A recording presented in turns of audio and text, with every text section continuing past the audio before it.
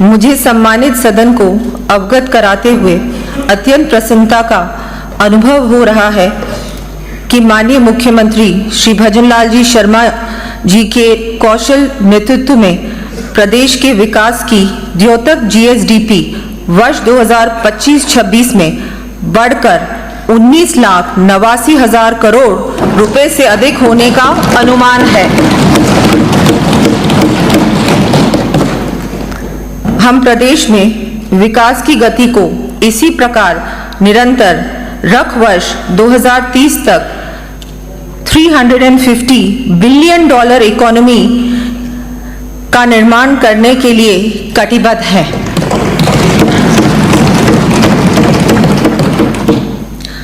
हमने अल्प अवधि में ही पूंजीगत व्यय में 40% से अधिक की वृद्धि करते हुए 9,600 किलोमीटर से अधिक नवीन सड़कों का निर्माण एवं 13,000 किलोमीटर से अधिक सड़कों का उन्नयन किया है।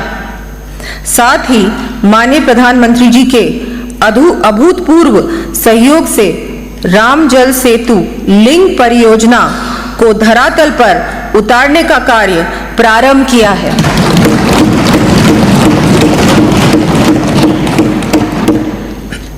Rising Rajasthan global investment summit के अंतर्गत देश विदेश के निवेशकों ने हमारी सरकार द्वारा स्थापित पॉलिसी फ्रेमवर्क में विश्वास दिखाते हुए 35 लाख करोड़ रुपए से अधिक राशि के MOUs हस्ताक्षरित किए हैं।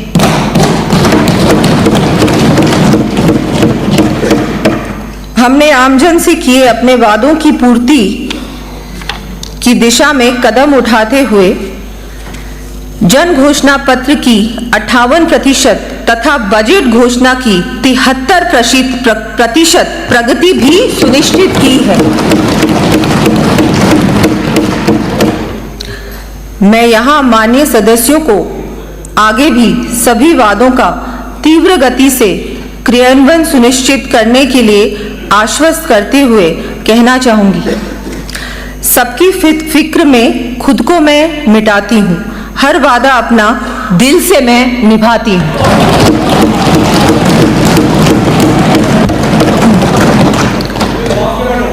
हम सर्वजन हिताय की सोच के साथ इस बजट के माध्यम से प्रदेश एवं प्रदेशवासियों के सर्वांगीण विकास को नई ऊंचाइयों तक पहुंचाने का भरसक प्रयास करेंगे।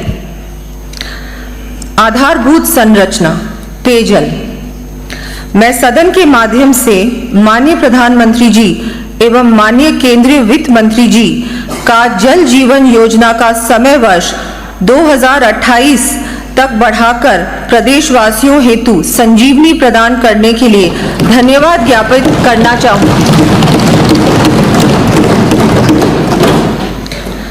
हमने विगत एक वर्ष में कार्य को गति देते हुए 1,301 करोड़ रुपए लागत के कार्यादेश तथा 41,621 करोड़ रुपए की लागत के कार्यों की निविदाएं जारी कर दी हैं।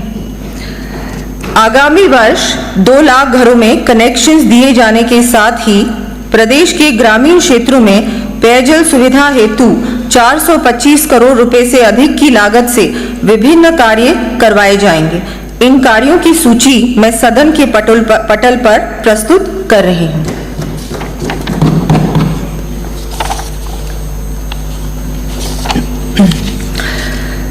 प्रदेश के शहरी क्षेत्रों हेतु अमृत 2.0 योजना के अंतर्गत 183 नगरीय निकायों में पेयजल आपूर्ति के 5,123 करोड़ रुपए के कार्य हाथ में लिए गए हैं।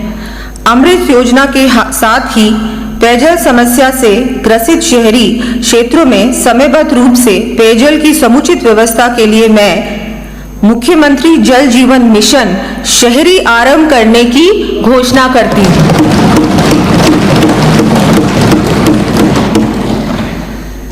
इस योजना अंतर्गत चरणबद्ध रूप से 5,830 करोड़ रुपए से अधिक की लागत के कार्य हाथ में लिए जाएंगे।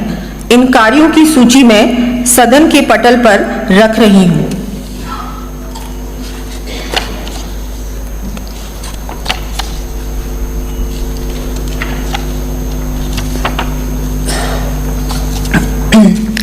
प्रदेशवासियों को आने वाली ग्रीष्म ऋतु में पेयजल संकट का सामना न करना पड़े, इस दृष्टि से मैं आगामी वर्ष 1000 ट्यूबवेल्स व 1500 हैंडपंप्स लगाने की घोषणा करती हूँ।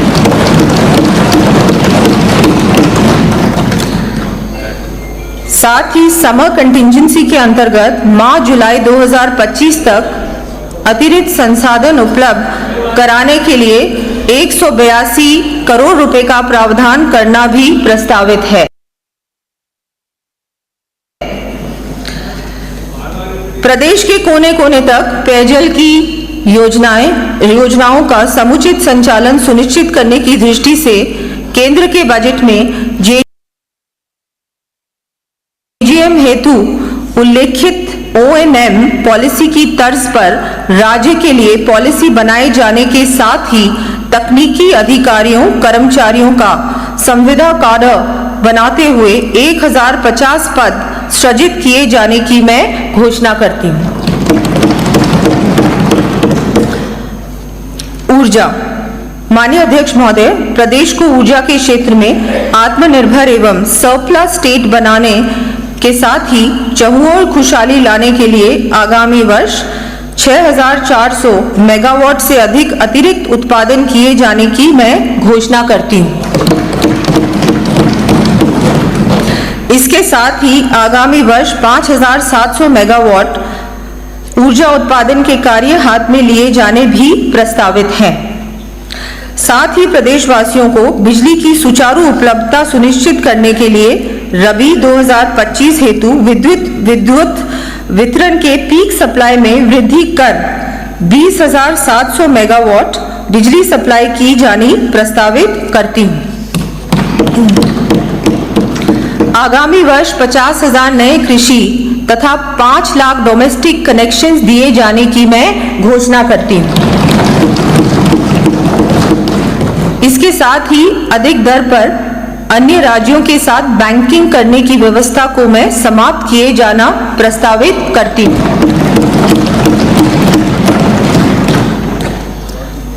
माननीय सदस्यों को जानकर प्रसन्नता होगी कि हमारे प्रदेश को अक्षय ऊर्जा के क्षेत्र में और आगे ले जाने के लिए माननीय मुख्यमंत्री श्री भजनलाल शर्मा जी के विशेष प्रयासों से निजी क्षेत्र के माध्यम से आगामी वर्ष 10 गीगावाट ऊर्जा का उत्पादन प्रारंभ करने तथा 10 ही गीगावाट के ऊर्जा संयंत्रों की स्थापना का कार्य हाथ में लिया जाना भी प्रस्तावित है।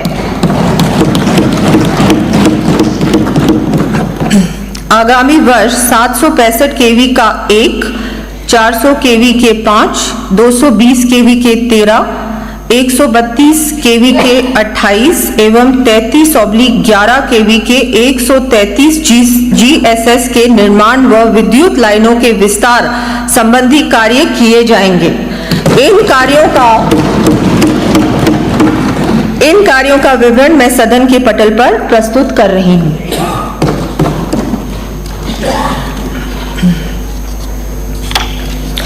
हमारा ध्येय निःशुल्क घरेलू बिजली योजना में लाभार्थी परिवारों को और अधिक लाभ देने के साथ ही प्रदेश पर सतत रूप से आने वाले वित्तीय भार पर नियंत्रण करना भी है।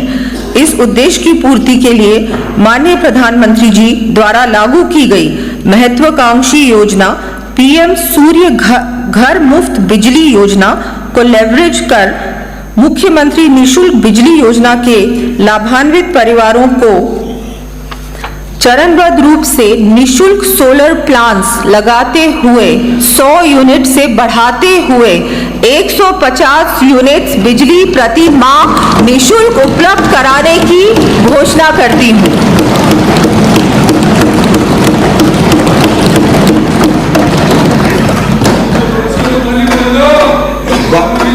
बातचीत नहीं बीच में।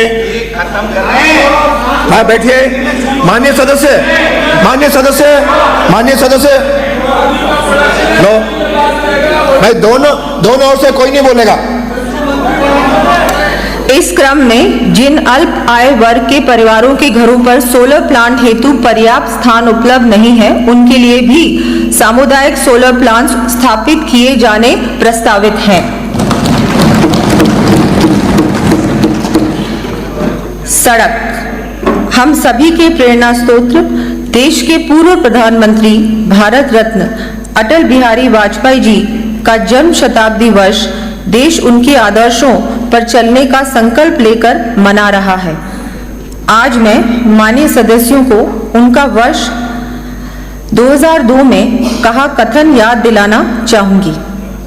Today when people talk of connectivity in cities, they mean digital connectivity, faster internet, email on mobile phones, etc. In contrast, in many villages, connectivity still means having a good all-weather road that will help the villagers to take their goods to the nearest market or take the patients in their midst to the nearest hospital. अर्थात आज शहरों में जब लोग connectivity की बात करते हैं तो उनका मतलब होता है डिजिटल कनेक्टिविटी, तेज इंटरनेट, मोबाइल फोन पर ईमेल आदि। इसके विपरीत गांवों में कनेक्टिविटी का मतलब अभी भी अच्छी सड़कों से है जो ग्रामीणों को उनके द्वारा बनाए गए उत्पादों को पास के बाजार में ले जाने तथा मरीजों को पास के अस्पताल में ले जाने में सहायक होती है। उक्त कथन की सामायिकता से आज भी हम सभी सहमत होंगे। इसी क्रम में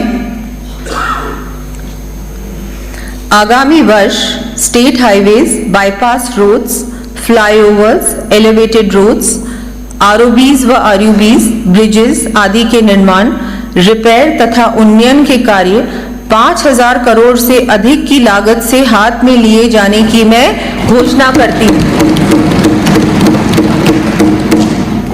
इन कार्यों की सूची मैं सदन के पटल पर प्रस्तुत कर रही हूँ।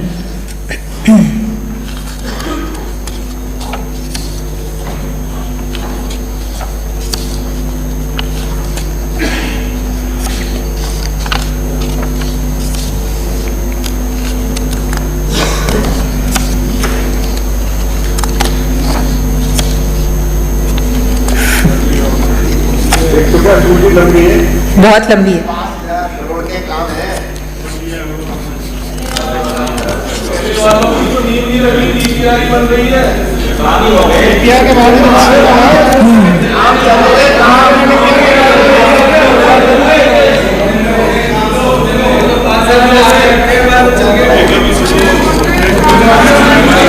बहुत लंबी सूची। अध्यक्ष महोदय एक बार पेज तो पलटूं। बहुत सारी सड़कें हैं सभी के लिए।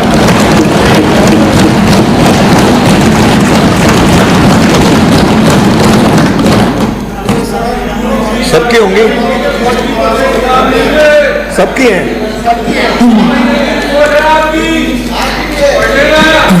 आगामी वर्ष प्रदेश में अर्थव्यवस्था की जीवन धारा के रूप में 2750 किलोमीटर से अधिक लंबाई के 9 ग्रीनफील्ड एक्सप्रेसवेज के कार्य लगभग 60,000 करोड़ रुपए की लागत से हाइब्रिड एन्युटी मॉडल बीओटी पर हाथ में लिए जाने की मैं घोषणा करती हूँ। बैठिए बैठिए बैठिए। नो डोटासरा जी, नो।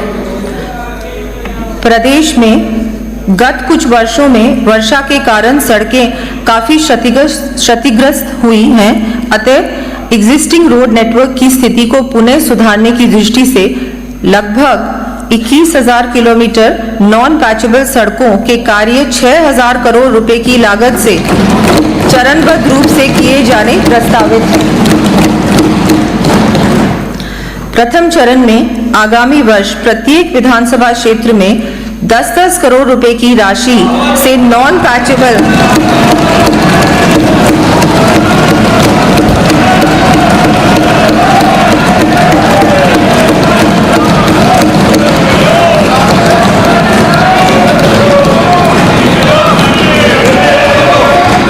प्रथम चरण में आगामी वर्ष प्रत्येक विधानसभा क्षेत्र में 10-10 करोड़ रुपए की राशि से नॉन पैचेबल सड़कों के कार्य करवाए जाने की मैं घोषणा करती हूँ।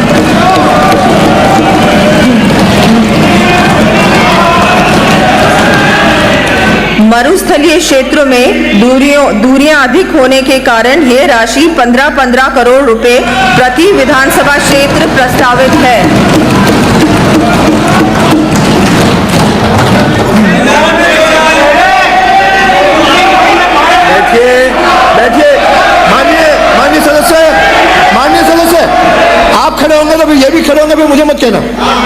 माननीय। जी माननीय अध्यक्ष महोदय, टूटी फूटी सड़कें ही मिली थी। उनको बैठो, आप भी बैठो। श्रीचंद जी बैठो। लो लो बैठिए, बैठिए, बैठ नहीं इधर बैठा है तो उधर। प्रधानमंत्री ग्राम सड़क योजना चतुर्थ चरण के अंतर्गत प्रदेश में लगभग 1600 बसावटों को चरणबद्ध रूप से आगामी 2 वर्षों में डामर सड़कों से जोड़ा जाना प्रस्तावित है। चरणबद्ध रूप से 5000 से अधिक आबादी वाले ग्रामीण कस्बों में सीमेंट कंक्रीट के अटल प्रगति पथ के निर्माण करवाए जाने की मैं घोषणा करती हूँ। आगामी वर्ष 500 करोड़ रुपए की लागत से 250 गांवों में कार्य हाथ में लिए जाने प्रस्तावित हैं।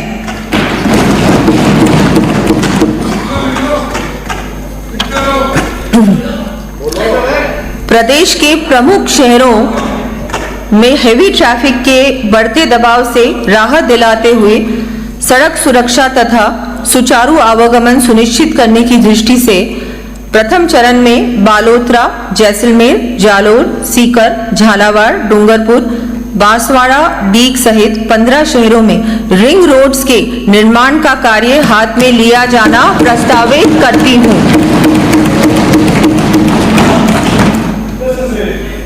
इस हेतु डीपीआर बनाने के लिए 50 करोड़ रुपए का प्रावधान किया जाएगा।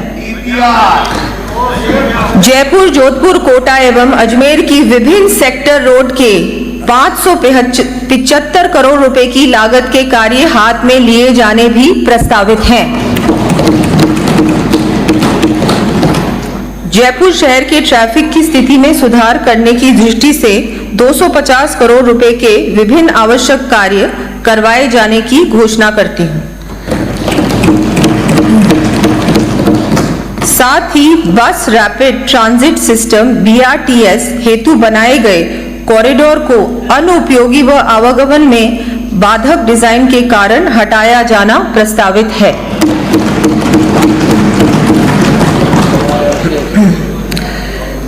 प्रदेश में आमजन को यातायात की सुविधा सुलभ कराने तथा यातायात के बढ़ते दबाव के प्रबंधन की दृष्टि से रोडवेज के द्वारा 500 नई बसें GCC मॉडल पर उपलब्ध करवाए जाने की मैं घोषणा करती हूँ।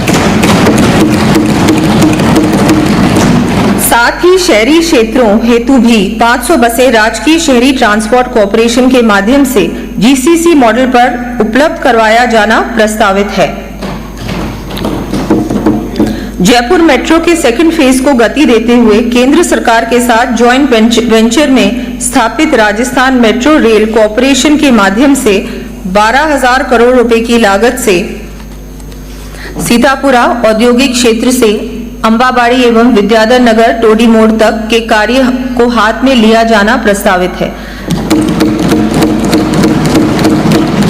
साथ ही जगतपुरा एवं वैशाली नगर क्षेत्रों में मेट्रो के विस्तार हेतु DPR बनवाई जाएगी। समस्त संभागीय मुख्यालयों हेतु कॉम्प्रिहेंसिव मोबिलिटी प्लान भी बनवाया जाएगा। सुनियोजित विकास एवं नागरिक सुविधाएं, क्षेत्रीय एवं ग्रामीण विकास। माननीय अध्यक्ष महोदय, जैसा कि सर्वविदित है, हमारा प्रदेश भौगोलिक दृष्टि से देश का सबसे बड़ा राज्य होने के साथ ही रीजनल डिस्पैरिटीज से भी परिपूर्ण है।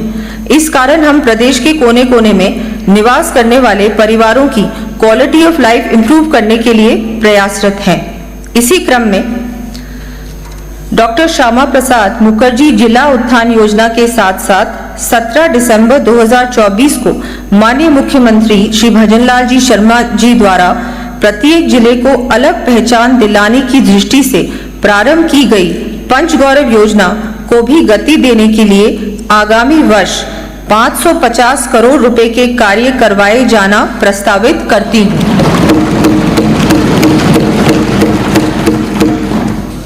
साथ ही डांग, मगरा, मेवात एवं ब्रिज क्षेत्रीय विकास योजनाओं हेतु आगामी वर्ष 50-50 करोड़ रुपए की राशि को बढ़ाकर 100 करोड़ रुपए किए जाने की मैं घोषणा करती हूँ।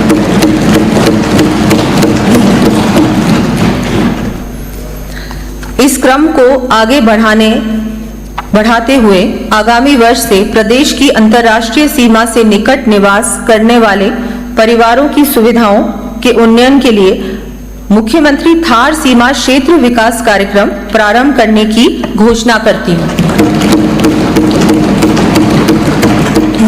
इस हेतु 150 करोड़ रुपए का फंड स्थापित किया जाना प्रस्तावित है। प्रदेश में अनुसूचित जनजाति तथा अनुसूचित जाति कल्याण के साथ ही विशेष रूप से जनजातीय उपयोजना क्षेत्र तथा अनुसूचित जाति की बसावटों के निवासियों को आधारभूत सुविधाएं उपलब्ध कराने की दृष्टि से SC, SP एवं TSP फंड्स की राशि को आगामी वर्ष बढ़ाते हुए 1,750 करोड़ रुपए की जाने की मैं घोषणा करती हूँ।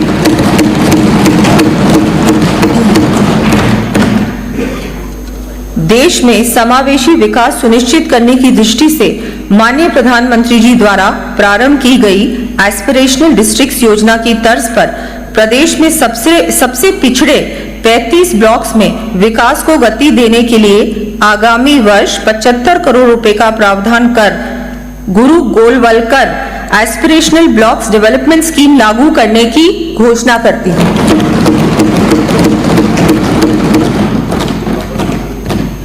ग्रामीण क्षेत्रों में निवासरत परिवारों को लाइवलीहुड हेतु संबल देने की दृष्टि से आगामी वर्ष महात्मा गांधी नरेगा योजना अंतर्गत 3,400 लाख मानव दिवसों का सृजन करना प्रस्तावित है। स्वामित्व योजना के अंतर्गत समस्त राजस्व ग्रामों का ड्रोन सर्वे पूर्ण कर आगामी वर्ष में 2 लाख परिवारों को नए पट्टे वितरित किए जाने की मैं घोषणा करती हूँ।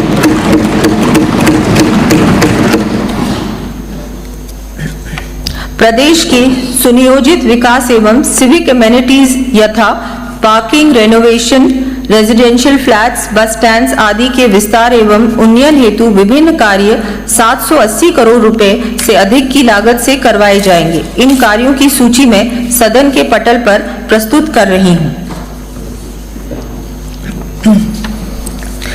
प्रदेश के शहरी क्षेत्रों के समावेशी विकास, पलायन की रोकथाम, सीवरेज, ड्रेनेज, सैनिटेशन तथा वेस्ट डिस्पोजल हेतु लगभग 12,050 करोड़ रुपए की लागत से 7 वर्षों की अवधि की पंडित दीनदयाल उपाध्याय शहरी विकास योजना इंप्लीमेंट किए जाने की मैं घोषणा करती हूं। इन कार्यों का विवरण मैं सदन के पटल पर प्रस्तुत कर रही हूं।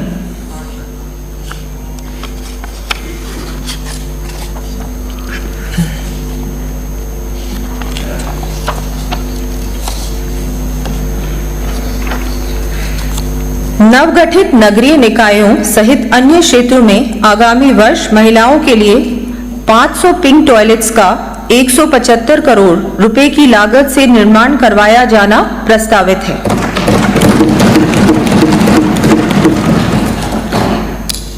औद्योगिक विकास, सांस्कृतिक धरोहर के साथ साथ आज हमारा प्रदेश इकोनॉमिक एंड कमर्शियल एक्टिविटीज का प्रमुख केंद्र बन चुका है। राइजिंग राजस्थान समिट के तहत प्राप्त निवेश प्रस्तावों को हम समयबद्ध रूप से धरातल पर उतारना सुनिश्चित करेंगे। इस दिशा में इन्वेस्टमेंट फैसिलिटेशन हेतु स्थापित single window one stop shop का सुदृढ़ीकरण करते हुए वर्तमान में उपलब्ध विभिन्न विभागों द्वारा प्रदत्त ऑनलाइन परमिशंस की संख्या को बढ़ाकर 149 करने की मैं घोषणा करती हूँ। इस सिंगल विंडो की यूटिलिटी तथा एफिशिएंसी में वृद्धि की दृष्टि से विभागों हेतु कॉम्पिटिटिव इंडेक्स जारी किया जाना प्रस्तावित है। राइजिंग राजस्थान के अंतर्गत हस्ताक्षरित MOUs के क्रियान्वयन को गति देने के लिए इफेक्टिव कोऑर्डिनेशन हैंड होल्डिंग के लिए PMU का गठन किया जाना भी प्रस्तावित है। निवेशकों को समयबद्ध रूप से अपना संस्थान स्थापित करने में सहयोग देने की दृष्टि से बिचून, जयपुर, भिवाड़ी, खेरतल, तिजारा के औद्योगिक क्षेत्रों में फ्लैटेड फैक्ट्री की व्यवस्था लागू की जाएगी। इसके साथ ही प्लग एंड प्ले मॉडल पर भी औद्योगिक क्षेत्र विकसित किए जाएंगे। प्रदेश में रोजगार के अधिकाधिक अवसरों का सृजन करने के साथ ही सर्विस सेक्टर में निवेश बढ़ाने के उद्देश्य से ग्लोबल कैपेसिटी सेंटर पॉलिसी लाया जाना भी प्रस्तावित है। औद्योगिक निवेश के साथ साथ राज्य में ट्रेडिंग सेक्टर के विकास एवं संवर्धन हेतु राजस्थान ट्रेड प्रमोशन पॉलिसी भी लाई जाएगी। प्रदेश में उद्यमियों एवं निवेशकों के लिए बेहतर औद्योगिक वातावरण तैयार किए जाने तथा औद्योगिकरण की गति को तीव्र करने के लिए औद्योगिक पार्क व क्षेत्रों की स्थापना सहित अन्य आधारभूत कार्य करवाए जाएंगे। इन कार्यों का विवरण मैं सदन के पटल पर रख रही हूं। प्रदेश में नए निवेश को आकर्षित करने के साथ ही वर्तमान में स्थापित उद्योगों की समस्याओं का त्वरित समाधान करना भी हमारे लिए प्राथमिकता है। इस क्रम में पूर्व से स्थापित इंडस्ट्रियल एरियाज में आधारभूत संरचना उन्नयन के लिए 150 करोड़ रुपए का व्यय किए जाने की मैं घोषणा करती हूँ।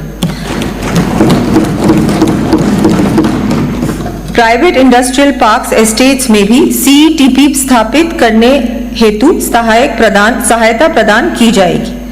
प्रदेश में आधारभूत संरचना के उन्नयन के साथ ही अर्थव्यवस्था की अधिक वृद्धि सुनिश्चित करने के लिए DMIC Delhi Mumbai industrial corridor से लिंक कर दो लॉजिस्टिक्स पार्क स्थापित किए जाना प्रस्तावित करती हूं। साथ ही लॉजिस्टिक कॉस्ट में कमी लाकर समुचित प्लानिंग हो सके, इस दृष्टि से पीएम गति शक्ति अपडेशन सिस्टम बनाया जाएगा। पर्यटन, कला एवं संस्कृति।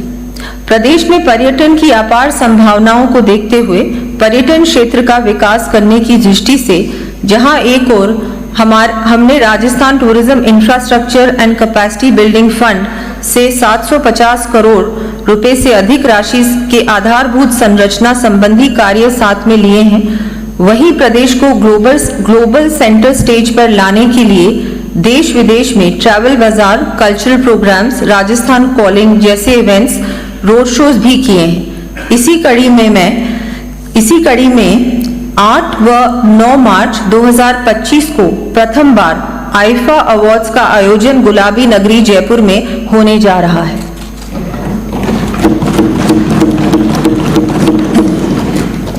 आपके अलावा कोई नहीं बजा रहे।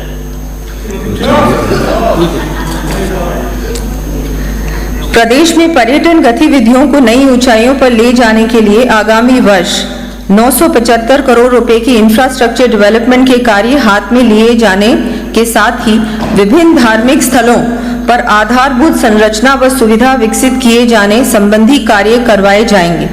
इन कार्यों की सूची मैं सदन के पटल पर प्रस्तुत कर रही हूं।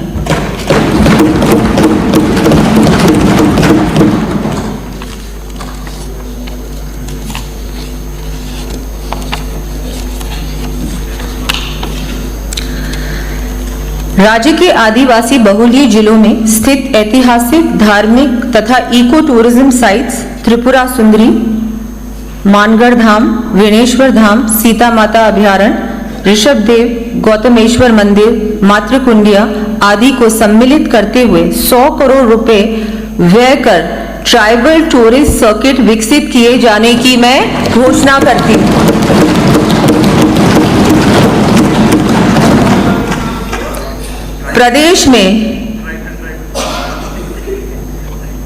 प्रदेश में रूरल टूरिज्म को बढ़ावा देने के लिए बरौली धाव, कामा, डीक, देवमाली ब्यावर, पिपलांत्री राजसमंद, महनसर झुंझुनू, भूरी पहाड़ी रणथंभौर सवाई माधोपुर, केमला इंदरगढ़ बूंदी, रूसी रानी दबकन अलवर, आभानेरी दौसा, शेरगढ़ बारा एवं लापोड़िया मालपुरा टोंक को विकसित किया जाएगा।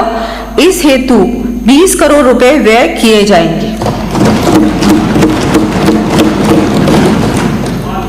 वीर सैनिकों के शौर्य के प्रतीक के रूप में स्थापित वॉर म्यूजियम जैसलमेर में आधारभूत संरचना एवं सुविधाएं विकसित किए जाने संबंधी कार्य करवाए जाएंगे। प्रदेश की वरिष्ठ नागरिकों के स्वास्थ्य एवं अतिरिक्त सुविधा की दृष्टि से वरिष्ठ नागरिक तीर्थ यात्रा योजना के अंतर्गत आगामी वर्ष 6,000 वरिष्ठजन को हवाई मार्ग से यात्रा के अतिरिक्त 50,000 वरिष्ठजन को सामान्य श्रेणी स्लीपर के स्थान पर एसी ट्रेन से तीर्थ यात्रा करवाए जाने की घोषणा करती हूँ।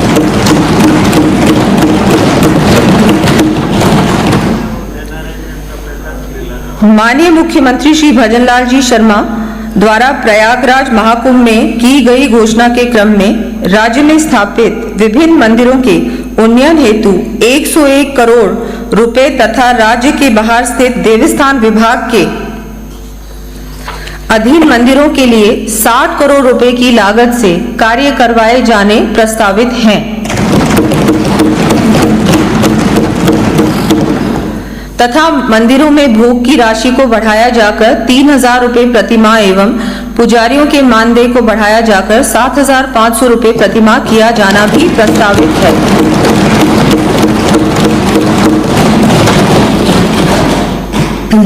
गुलाबी नगरी के रूप में विश्व विख्यात UNESCO world heritage city Jaipur वर्ष 2027 में अपनी स्थापना के 300 वर्ष पूर्ण कर रहा है।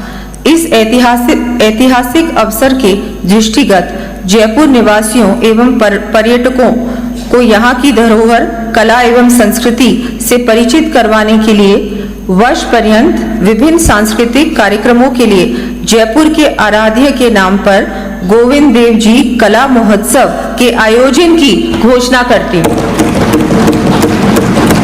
इस हेतु 50 करोड़ रुपए व्यय किए जाएंगे। प्रदेश में पर्यटकों को इंट्रा स्टेट ट्रैवल सुविधा के साथ ही सिटी टूर्स की व्यवस्था उपलब्ध करवाई जाएगी। इन कार्यों का विवरण मैं सदन के पटल पर प्रस्तुत कर रही हूं। आगामी वर्ष ऐतिहासिक दस्तावेजों के डिजिटलाइजेशन एवं आर्टिफिशियल इंटेलिजेंस बेस्ड बीओटी से जोड़े जाने के कार्य हेतु 20 करोड़ रुपए का प्रावधान करते हुए ज्ञान भारत मिशन के अंतर्गत लाया जाना प्रस्तावित है। युवा विकास एवं कल्याण।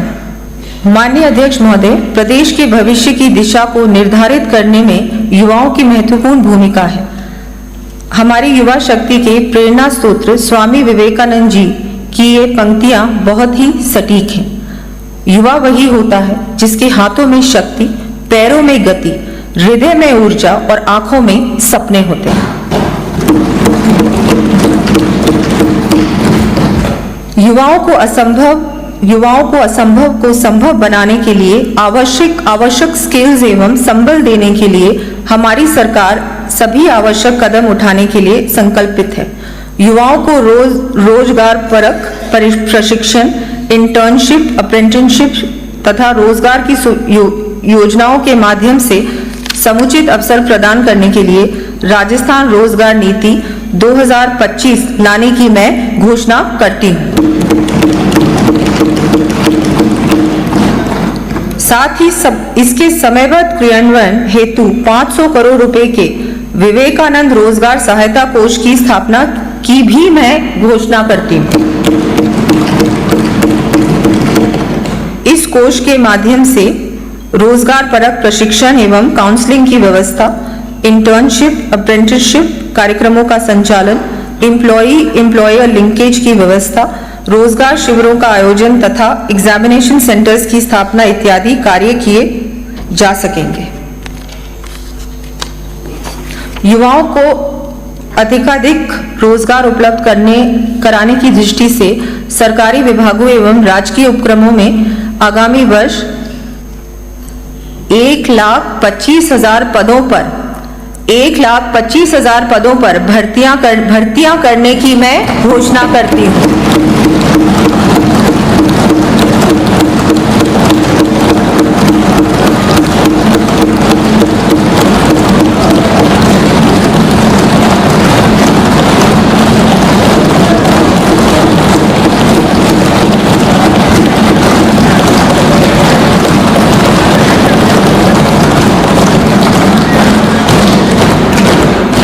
तो ताली बजा देते। रोजगार है, युवाओं का मामला है।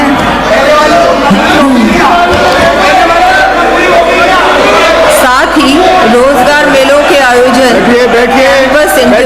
तथा युवाओं के लिए अध्यक्ष महोदय, बहुत कुछ है अभी 4 दिन मिलेंगे बोलने आपको का अवसर। बताने के लिए।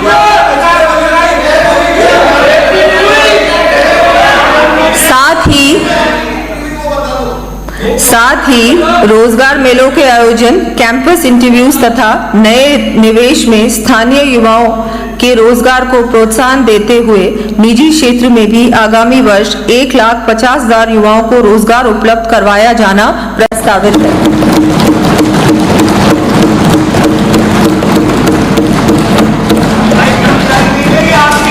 युवा अपना बैठिए बैठिए माननीय सदस्य माननीय सदस्य माननीय सदस्य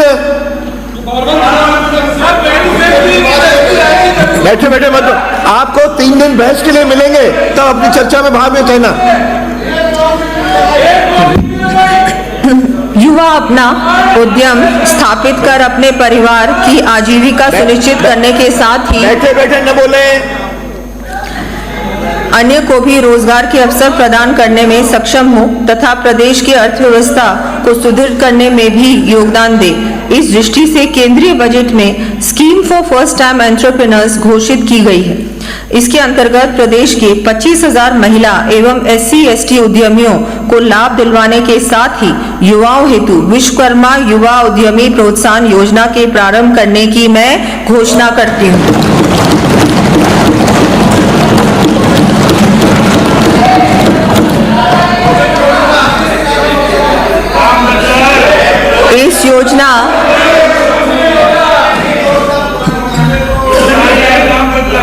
इस योजना के अंतर्गत 2 करोड़ रुपए तक के ऋण पर 8% इंटरेस्ट सब्सिडी के साथ ही 5 लाख रुपए तक मार्जिन मनी उपलब्ध करवाया जाना प्रस्तावित है।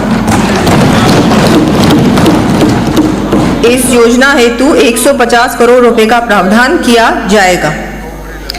आज प्रदेश में 5,000 से अधिक स्टार्टअप्स के माध्यम से हमारी नई पीढ़ी जेन जी अपनी इनोवेटिव अप्रोच का उपयोग प्रदेश के विकास में कर रोजगार के अवसर सृजित कर रही है। इन स्टार्टअप्स से आज 36,000 युवा जुड़ रहे हैं। आगामी वर्ष 1,500 नए स्टार्टअप्स बनाते हुए 750 से अधिक स्टार्टअप्स को I start fund of funds के माध्यम से फंडिंग उपलब्ध कराने की मैं घोषणा करती हूँ।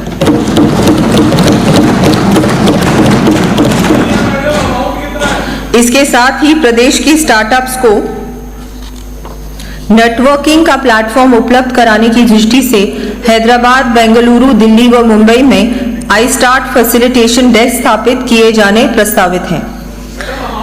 प्रदेश के युवाओं को फ्यूचर रेडी, इंडस्ट्री रेडी बनाने हेतु इंडस्ट्री पार्टनर्स के सहयोग में प्रत्येक संभाग में centre for advance skilling and career counselling की स्थापना करने की घोषणा करती हूँ। इसके साथ ही आगामी वर्ष 50,000 युवाओं को कौशल प्रशिक्षण प्रदान कर रोजगार के अवसर उपलब्ध करवाया जाना प्रस्तावित है। इसके अतिरिक्त कोटा में विश्वकर्मा स्किल इंस्टीट्यूट की स्थापना 150 करोड़ रुपए की लागत से की जाएगी। प्रदेश में उच्च तकनीकी, कृषि एवं स्कूल शिक्षा के विस्तार के लिए नवीन शिक्षण संस्थानों की स्थापना के साथ ही नवीन ट्रेड्स ब्रांचेस, विषय संकाय के साथ साथ सीट क्षमता में वृद्धि तथा संस्थाओं की मरम्मत एवं आधुनिकीकरण संबंधी विभिन्न कार्य करवाए जाने प्रस्तावित है। इन कार्यों की सूची मैं सदन के पटल पर प्रस्तुत कर रही हूं।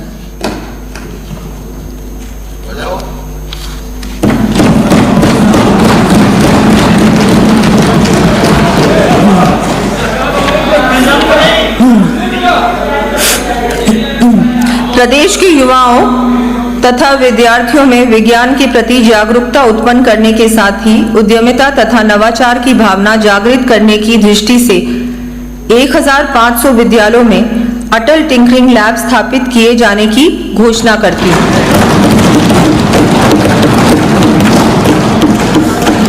इसके साथ ही अलवर, अजमेर व बीकानेर में डिजिटल प्लानिटेरियम। बैठिए जवाब में आ जाएगा। अरे बैठिए। इसके साथ ही अलवर, अजमेर व बीकानेर में डिजिटल प्लानिटेरियम्स तथा भरतपुर, कोटा, अजमेर एवं बीकानेर के साइंस सेंटर्स में इनोवेशन हब्स की स्थापना की जाएगी। युवाओं को खेल गतिविधियों हेतु प्रोत्साहित करने एवं खेलों के लिए आधारभूत ढांचा विकसित करने की दिशा में खेल मैदान, जिम, स्पोर्ट्स स्कूल की स्थापना, सुदृढ़ीकरण, ट्रैक निर्माण एवं अन्य मूलभूत सुविधाएं संबंधी कार्य करवाए जाएंगे। इन कार्यों की सूची में सदन के पटल पर रख रही हूं।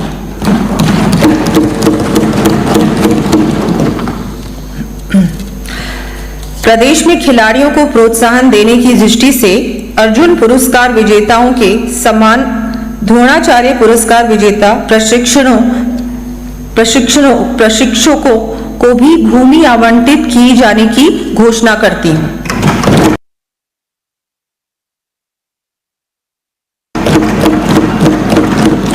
साथ ही तकनीकी शिक्षण संस्थानों में भी स्पोर्ट्स कोटा लागू किया जाना प्रस्तावित है। नशा मुक्त राजस्थान की संकल्पना को साकार करने के लिए नशे का व्यापार करने वालों के विरुद्ध कड़े कदम उठाने के साथ साथ समस्त महाविद्यालयों में चरणबद्ध रूप से नई किरण नशा मुक्ति केंद्र भी प्रारंभ किए जाएंगे। साथ ही विद्यार्थियों में पढ़ाई एवं प्रतिस्पर्धा के कारण होने वाले तनाव एवं आत्महत्या की प्रवृत्ति की रोकथाम हेतु कोटा, जोधपुर, जयपुर एवं सीकर में युवा साथी केंद्र स्थापित किए जाने प्रस्तावित हैं।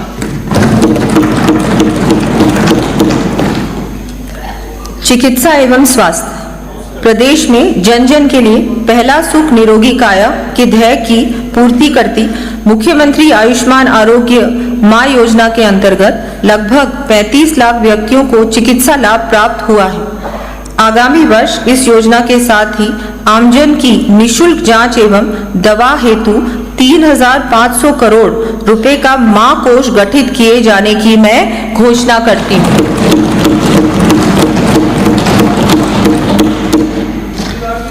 मां योजना के माध्यम से और अधिक सुविधा उपलब्ध कराने के लिए आगामी वर्ष से इंटरस्टेट पोर्टेबिलिटी लागू कर प्रदेश के बाहर भी चिकित्सा की सुविधा उपलब्ध करवाए जाने की घोषणा करती हूं।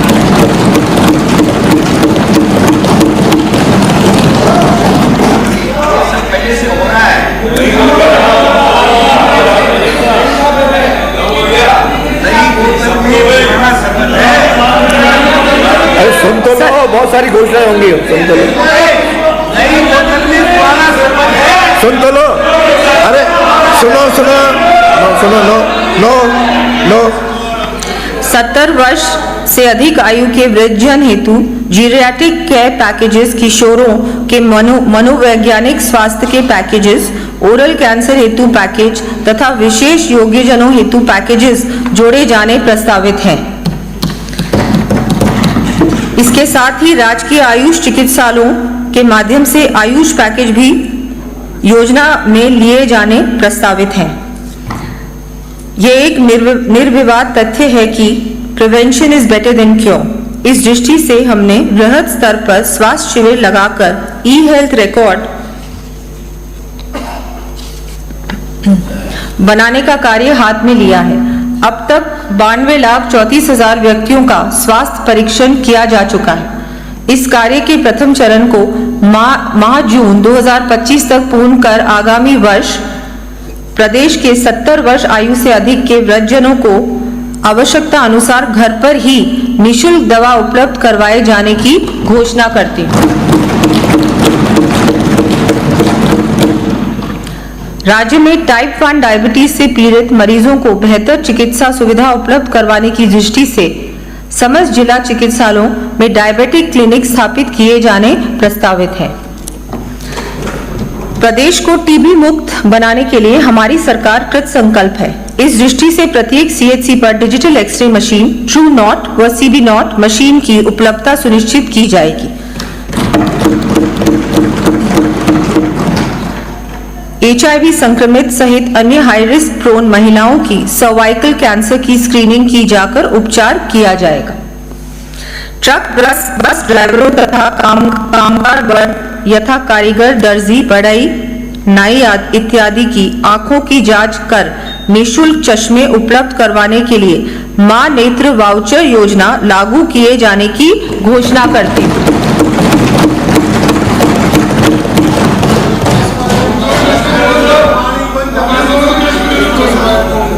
इस पर 75 करोड़ रुपए का व्यय प्रस्तावित है। प्रदेश में हेमोडायलिसिस सुविधा का विस्तार करते हुए समस्त जिला चिकित्सालयों में 10 बेड्स इस हेतु उपलब्ध करवाए जाने की घोषणा करती हूं। इसके साथ ही विभिन्न गंभीर असाध्य रोगों के उपचार के लिए डे केयर सेंटर्स भी समस्त जिला चिकित्सालयों में प्रारंभ किए जाने प्रस्तावित है। प्रदेश में प्राथमिक चिकित्सा सुविधाओं के उन्नयन के लिए नवीन चिकित्सा संस्थानों की स्थापना के साथ ही विभिन्न चिकित्सा संस्थानों के अपग्रेडेशन, भवन निर्माण एवं रिपेयर व मेंटेनेंस तथा आयुष चिकित्सा सुविधा संबंधी कार्य करवाए जाएंगे। इन कार्यों का विवरण मैं सदन के पटल पर प्रस्तुत कर रही हूं।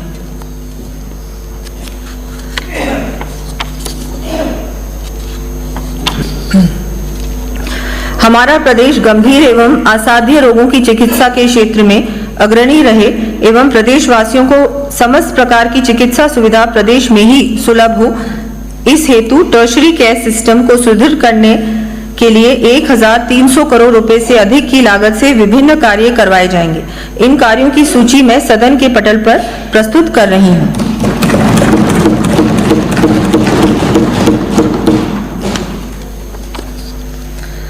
प्रदेश के दूरस्थ क्षेत्रों में भी चिकित्सा की समुचित व्यवस्था हो सके, इस दृष्टि से आगामी वर्ष 750 चिकित्सकों तथा 1500 पैरा मेडिकल कार्मिकों के पद सृजित किए जाने की घोषणा करती हूं।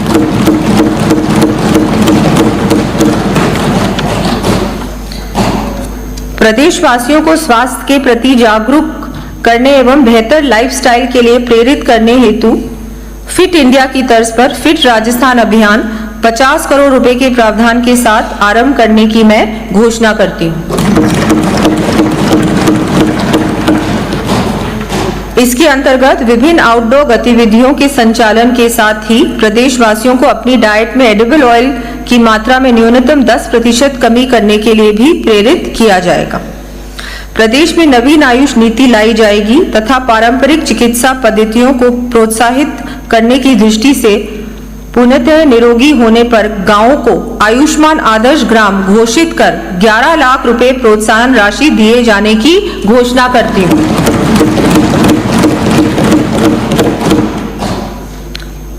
राज्य में खाद्य पदार्थों में मिलावट की रोकथाम एवं प्रभावी नियंत्रण के लिए समस्त जिलों में चरणबद्ध रूप से खाद्य प्रयोगशालाएं स्थापित की जाएंगी।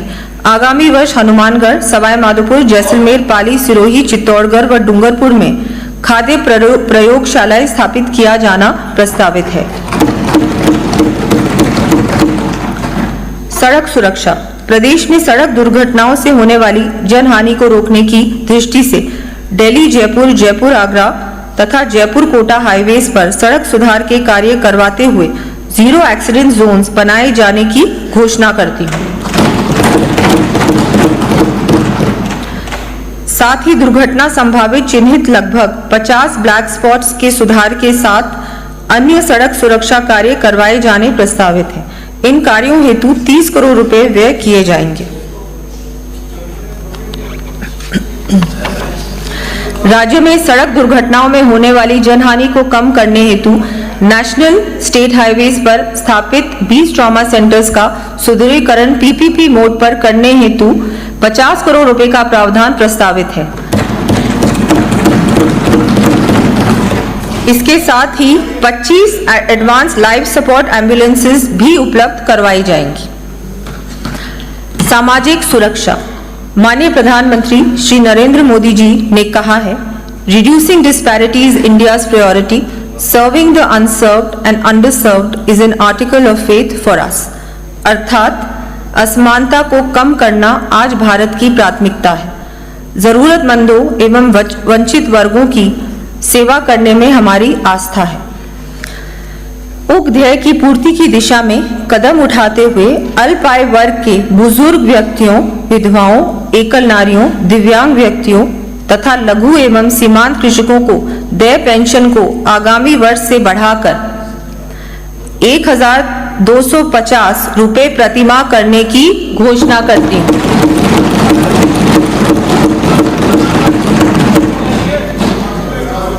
बेघर रज्जन एवं असहाय निराश्रित व्यक्तियों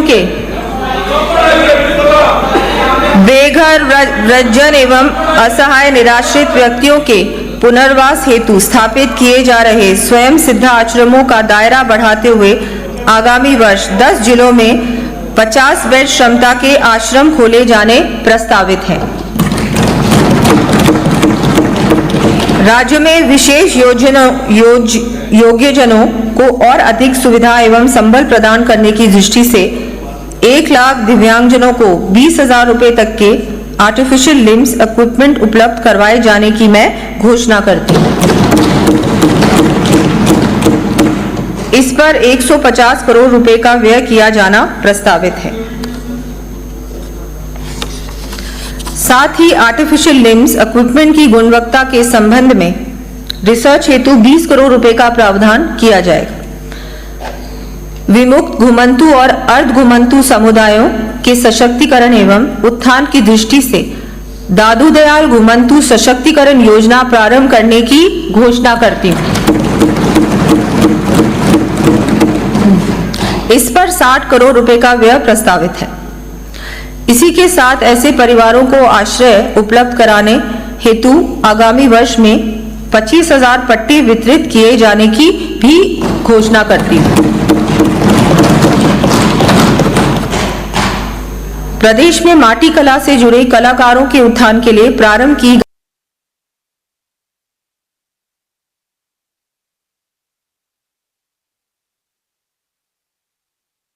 गई योजना को और वृहद रूप देते हुए आगामी वर्ष 2000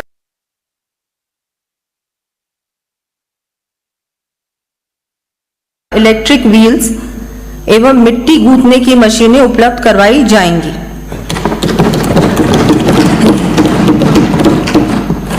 प्रदेश के एससी, एसटी, ओबीसी, ईडब्ल्यूएस, सफाई कर्मचारी, दिव्यांगजन आदि को आर्थिक संबल प्रदान करने की दृष्टि से अनुजा, ओबीसी एवं अल्पसंख्यक निगमों द्वारा दिए गए ऋणों के क्रम में वन टाइम सेटलमेंट स्कीम लाई जानी प्रस्तावित है।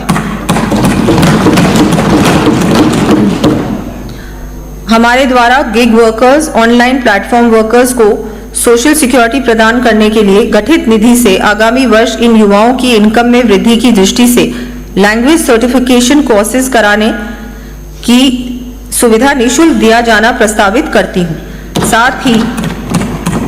साथ ही इस निधि का दायरा बढ़ाते हुए अनऑर्गेनाइज सेक्टर के अन्य श्रमिकों को भी सामाजिक सुरक्षा कवरेज प्राप्त हो सके, इस हेतु gig and unorganised workers development fund स्थापित कर 350 करोड़ रुपए का प्रावधान करने की मैं घोषणा करती हूँ।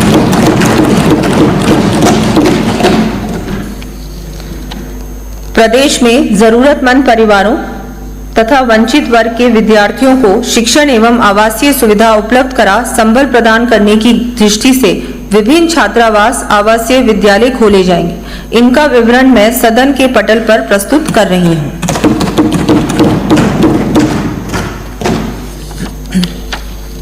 प्रदेश के समस्त राजकीय अनुदानित निजी जन सहभागिता योजना अंतर्गत वंचित वर्गों, महिलाओं, बुजुर्गों एवं दिव्यांगों के लिए संचालित आवासीय संस्थानों का मेस भत्ता बढ़ाकर 3,250 रुपए प्रति आवासीय प्रतिमाह करने की मैं घोषणा करती हूँ।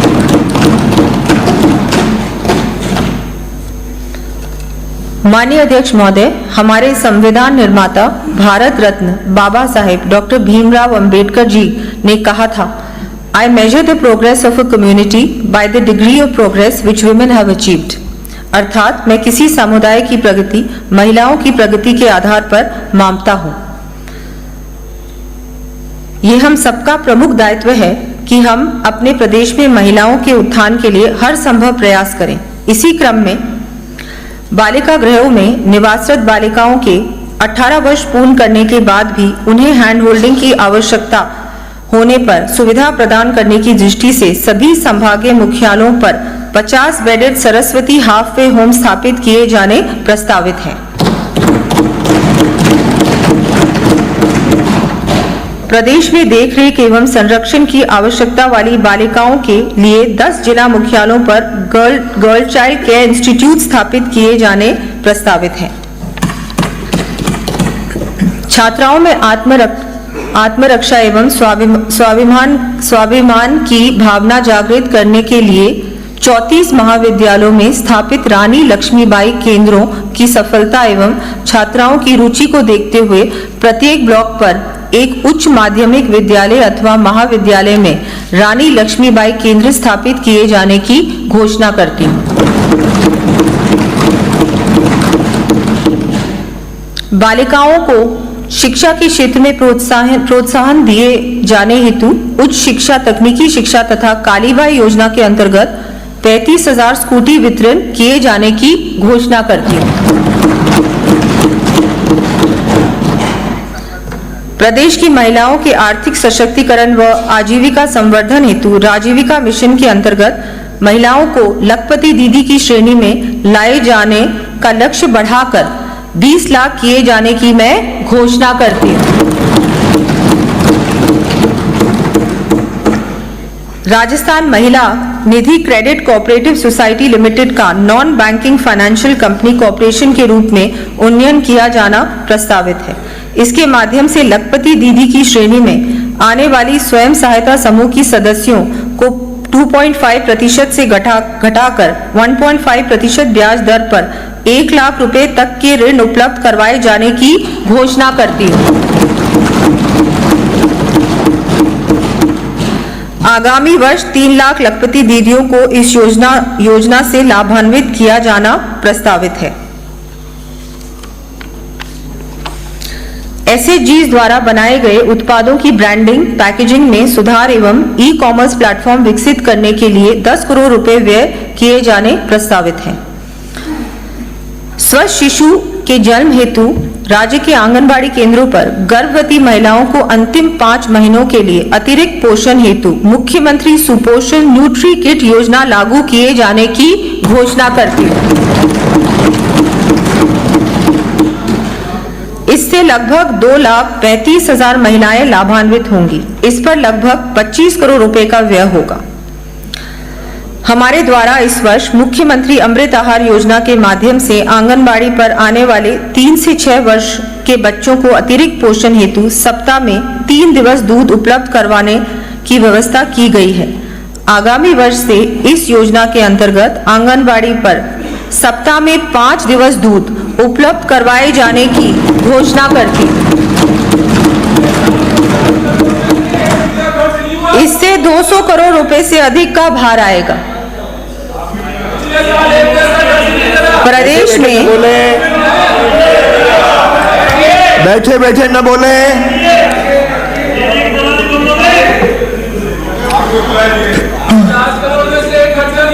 इससे 200 करोड़ रुपए से अधिक का भार आएगा। प्रदेश में खाद्य सुरक्षा का लाभ वास्तविक जरूरतमंद परिवारों को प्राप्त हो सके, इस दृष्टि से 10 लाख नवीन यूनिट्स एनएफएसए लाभान्वित के रूप में जोड़ा जाना प्रस्तावित है।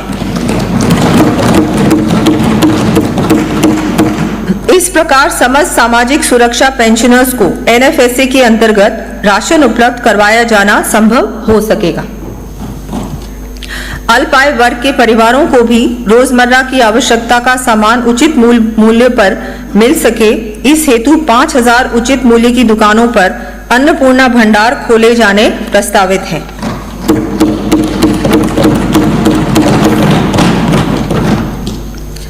कानून व्यवस्था प्रदेश को खुशहाली के पथ पर अग्रसर करने के लिए आवश्यकता है कि यहाँ कानून व्यवस्था सतत रूप से बनी रहे। आमजन विशेषकर हमारे बहन बेटियां पूर्ण रूप से सुरक्षित अनुभव करें तथा आज के युग में प्रदेशवासियों को साइबर क्राइम एवं ऑर्गेनाइज्ड क्राइम पर भी प्रभावी अंकुश लगाकर निर्भीक जीवन जीने का इकोसिस्टम वातावरण मिल सके।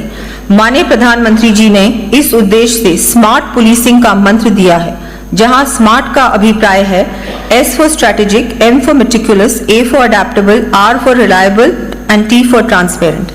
इस गाइडिंग प्रिंसिपल को आत्मसात करते हुए प्रदेश में सर्वेलेंस एवं सुरक्षा तंत्र सुदृढ़ करने के लिए मैं राजस्थान नागरिक सुरक्षा अधिनियम लाने की घोषणा करती हूँ।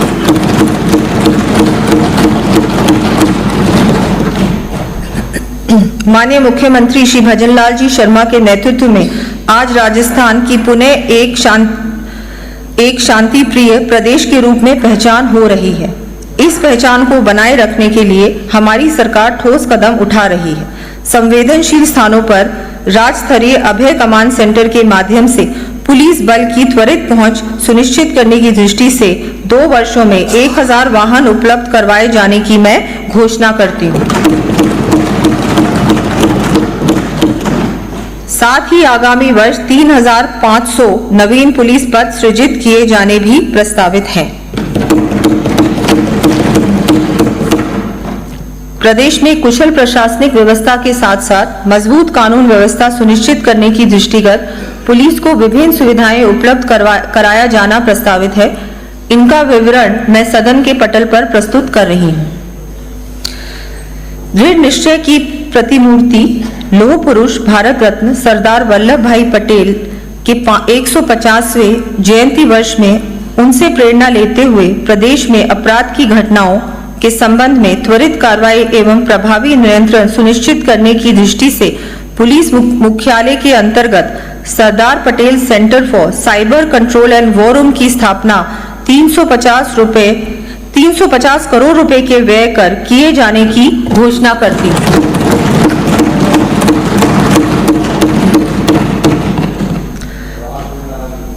अपराधियों के सुधार, पुनर्वास तथा बंदी गृह उन्नयन संबंधी विभिन्न कार्य करवाए जाने प्रस्तावित हैं। इन कार्यों की सूची में सदन के पटल पर प्रस्तुत कर रही हूं।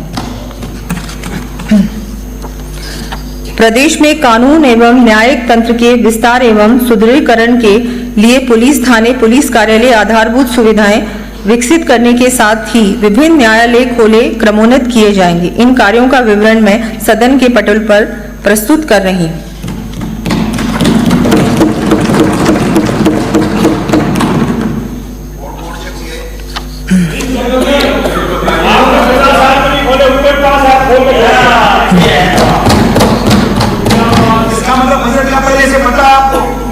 बैठिए, अरे दोनों बैठिए, अरे दोनों ब्राजो आप इनका पूरा भाषण हो जाए, उसके बाद आपको चर्चा का समय मिलेगा। सुशासन। माननीय मुख्यमंत्री श्री भजनलाल शर्मा जी के नेतृत्व में हमारी सरकार माननीय प्रधानमंत्री जी द्वारा सुशासन की अवधारणा को स्थापित करने के लिए दिए गए सूत्र P2G2 प्रोएक्टिव गुड गवर्नेंस को आधार बनाते हुए प्रदेश के कोने कोने में प्रशासन की पहुंच सुनिश्चित करने के साथ ही नवीन तकनीक का उपयोग करते हुए विभिन्न विभागों के माध्यम से दी जाने वाली सुविधाओं को अंतिम छोर पर खड़े व्यक्ति परिवार तक पहुंचाने का कार्य कर रही है। माननीय मुख्यमंत्री श्री भजनलाल शर्मा जी द्वारा 25 दिसंबर 2024 को सुशासन दिवस के अवसर पर प्रत्येक पंचायत मुख्यालय पर चरणबद्ध रूप से अटल ज्ञान केंद्र बनाने की घोषणा की गई थी। इन ज्ञान केंद्रों में प्रेरकों द्वारा युवाओं को रोजगार परक प्रशिक्षण एवं ई लाइब्रेरी की व्यवस्था के साथ साथ आमजन को विभिन्न विभागों की सेवाएं सुलभ कराने की व्यवस्था की जाएगी। इस क्रम में आगामी वर्ष प्रथम चरण में 3000 से अधिक जनसंख्या वाले पंचायत मुख्यालयों में मैं अटल ज्ञान केंद्र स्थापित करने की घोषणा करती हूँ।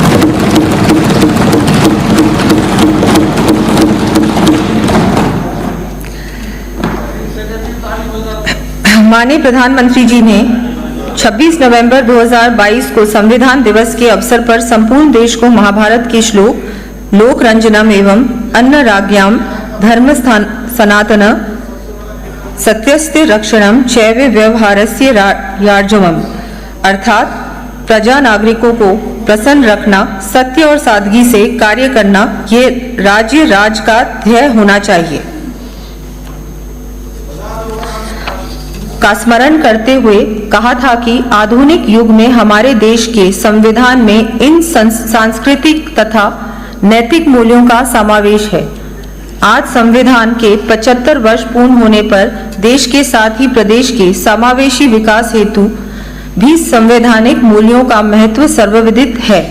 अतः महत्वपूर्ण निर्णयों में संवैधानिक मूल्यों की अनुपालना की दृष्टि से सभी स्टेक होल्डर्स की कैपेसिटी बिल्डिंग सुनिश्चित करने हेतु doctor Bhimrao Ambedkar law university Jaipur के अंतर्गत Ambedkar institute of constitutional studies and research की स्थापना किए जाने की मैं घोषणा करती हूँ।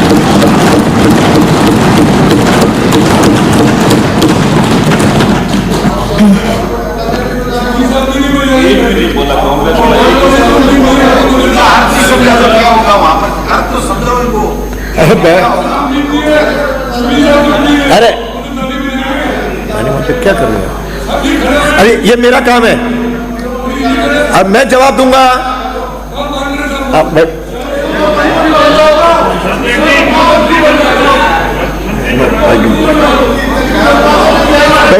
अरे आप बैठो, आप बैठो, आप बैठिए। माननीय प्रधानमंत्री जी की प्रेरणा से हमारे द्वारा भी दंड के स्थान पर न्याय को महत्व देते हुए केंद्र के जन विश्वास अधिनियम की तर्ज पर राज्य के अधिनियमों को डीक्रिमिनलाइज करने तथा रिडंडेंट प्रावधानों को विलोपित करने की दृष्टि से लोक विश्वास अधिनियम लाया जाना प्रस्तावित है। प्रदेश के विभिन्न विभागों अधिकारियों की कार्यकुशलता में वृद्धि हेतु विभिन्न विभागों के कार्यों को ऑनलाइन कर पेपरलेस करने के लिए अधिकारियों एवं कर्मचारियों को टैबलेट्स दिए जाएंगे। इस पर 250 करोड़ रुपए का व्यय प्रस्तावित है। विभिन्न विभागों हेतु आप बैठिए। आप बैठिए।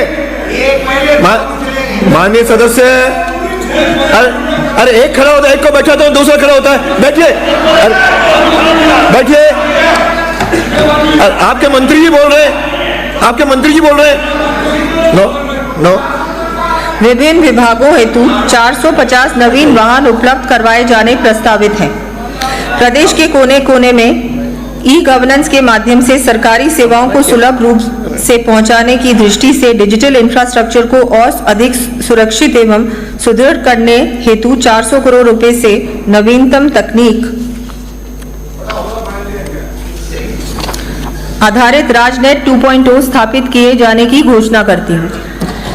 राजनेट 2.0 के माध्यम से कनेक्टिविटी की क्षमता में दुगुनी वृद्धि किया जाना प्रस्तावित है। इसके साथ ही राजनेट को भारत नेट से जोड़ते हुए चरणबद्ध रूप से समस्त प्राथमिक चिकित्सा केंद्रों तथा उच्च माध्यमिक विद्यालयों में ब्रॉडबैंड कनेक्टिविटी उपलब्ध करवाई जाएगी। विभिन्न विभागों की सेवाएं ऑनलाइन माध्यम से निर्बाध रूप से उपलब्ध हो सके, इस दृष्टि से 500 करोड़ रुपए व्यय कर disaster recovery data centre Jodhpur में स्थापित करना प्रस्तावित है। प्रदेश में फ्रंटियर टेक्नोलॉजी से संबंधित रिसर्च एंड डेवलपमेंट के लिए 300 करोड़ रुपए के प्रावधान से Brahmagupta centre of frontier technologies की स्थापना किए जाने की घोषणा करती हूँ। आमजन को समयबद्ध एवं संतोषजनक सेवाएं प्रदान करने हेतु क्षेत्रीय कार्यालयों के कवरेज के उन्नयन के लिए विभिन्न प्रशासनिक इकाइयों की स्थापना व क्रमोन्नयन तथा भवन निर्माण संबंधी कार्य करवाए जाएंगे। इन कार्यों की सूची मैं सदन के पटल पर प्रस्तुत कर रही हूँ। जन समस्याओं का प्रभावी समाधान सुनिश्चित करने हेतु प्रत्येक विधानसभा क्षेत्र में विधायक जन सुनवाई केंद्र एमएलए लैड योजना के अंतर्गत 10 लाख रुपए का प्रावधान कर स्थापित किया जाना प्रस्तावित है।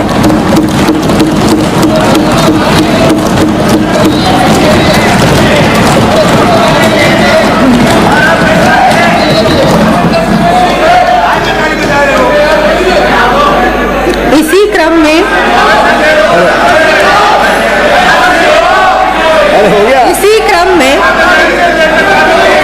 अरे भाई बैठे न बोले। माननीय मंत्री जी, माननीय डोटासरा जी, रोहित बोरा, नो, ये काम मेरा है।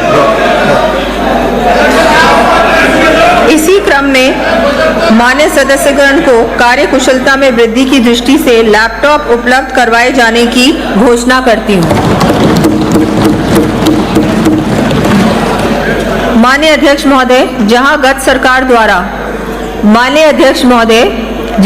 सरकार द्वारा मात्र कागजी कार्रवाई करते हुए बिना समुचित विवेचन एवं प्रावधान के नए जिले स्थापित करने जैसे अतार्किक निर्णय लिए गए, वहीं हमारी सरकार माननीय मुख्यमंत्री भजनलाल जी द्वारा महोदय के नेतृत्व में आमजन के कल्याण के लिए पूरा विश्लेषण कर तथा संसाधनों की व्यवस्था कर ठोस कदम उठाने में विश्वास रखती है। इसी दृष्टि से नव स्थापित 8 जिलों हेतु समस्त विभागों के जिला स्तरीय कार्यालयों की स्थापना के साथ ही आवश्यक आधारभूत संरचना के निर्माण के लिए 1000 करोड़ रुपए का प्रावधान किए जाने की घोषणा करती हूं।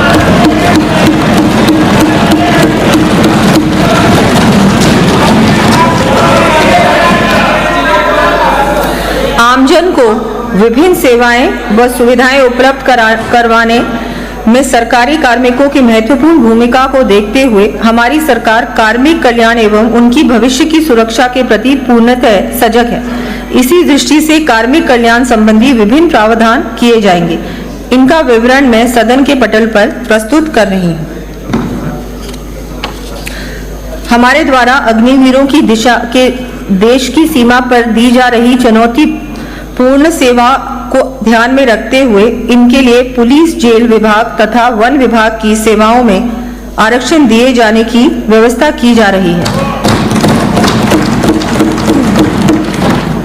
अब इसी क्रम में अग्निवीरों को फायर सर्विसेज में भी आरक्षण दिया जाना प्रस्तावित है। सुशासन में पंचायती राज एवं नगरीय निकायों में जनप्रतिनिधियों की महती भूमिका के दृष्टिगत इनके मानदेय में भी आगामी वर्ष 10% की वृद्धि की जानी प्रस्तावित है।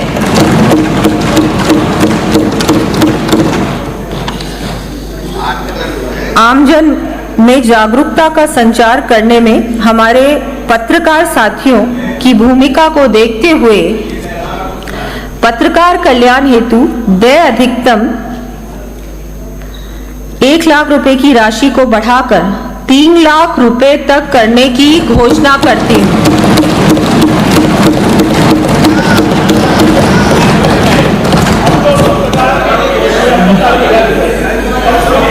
कर लेते हैं। साथ ही राज्य सरकार की योजनाओं की समुचित जानकारी पत्रकारों को हो सके, इस हेतु चयनित पत्रकार साथियों को क्षेत्र में एक्सपोजर टूर की सुविधा उपलब्ध करवाया जाना भी प्रस्तावित है।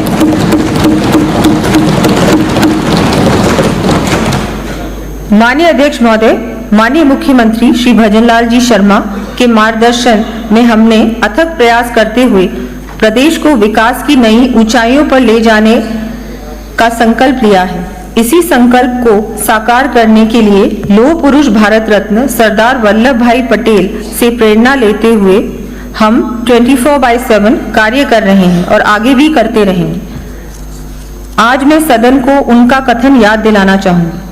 Success comes to those who dare to dream and work tirelessly to turn those dreams into reality. अर्थात कामयाबी उन लोगों को मिलती है जो सपने देखने की हिम्मत करते हैं और उन सपनों को वास्तविकता में बदलने के लिए अथक परिश्रम करते हैं।